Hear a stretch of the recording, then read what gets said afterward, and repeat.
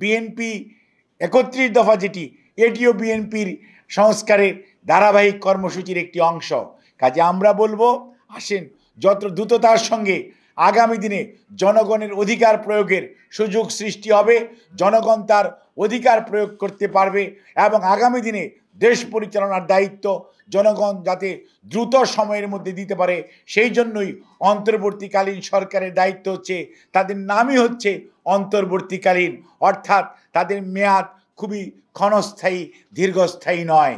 কাজেই তাদেরকে বুঝতে হবে জনগণের অধিকার জনগণকে ফেরত দেওয়ার জন্য অতি দ্রুত নির্বাচনী রুটম্যাপ ঘোষণা করে জনগণকে তাদের অধিকার প্রয়োগ করার সুযোগ দিবেন। এই সুযোগ জনগণ গ্রহণ করবে।